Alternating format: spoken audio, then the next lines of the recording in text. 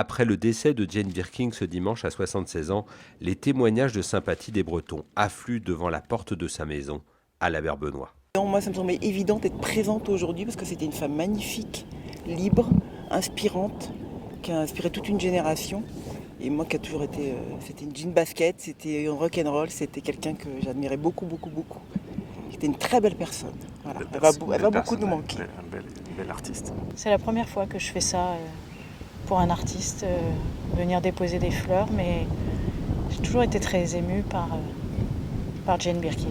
Les liens de la plus bretonne des Anglaises avec la région sont familiaux et historiques. Pour le comprendre, direction ce musée dédié à la Seconde Guerre mondiale. David Birkin, donc le père de Jane Birkin, était navigateur dans la Royal Navy. Il dépendait des services secrets britanniques, le MI9, chargé de récupérer les pilotes alliés qui s'étaient crashés sur le sol français. Mon frère Aurélien donc, a rencontré Jane Birkin la première fois en 2020, pendant le Covid. À la sortie, elle avait acheté un livre sur le réseau Shelburne.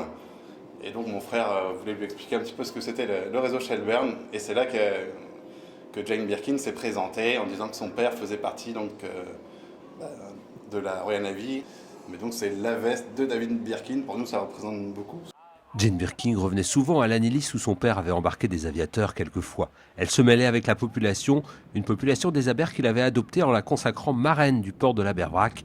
Ce Breton la connaissait depuis 25 ans. Elle était très très très attachée à la Bretagne et quand elle était ici, en fait, c'était quelqu'un qui aimait ouvrir les portes de sa maison. Chacun pouvait venir avec une personne, venir accompagner et elle les recevait comme si elle les connaissait depuis toujours. Quand elle allait aussi faire ses courses, elle restait, elle passait du temps avec les uns et les autres. Voilà, c'est une vraie Bretonne. Moi je dis que Jane Birkin, c'est notre Bretonne à nous. Sur les bords de la Berre qu'elle aimait tant, la simplicité de l'artiste à l'accent inégalable planera encore longtemps.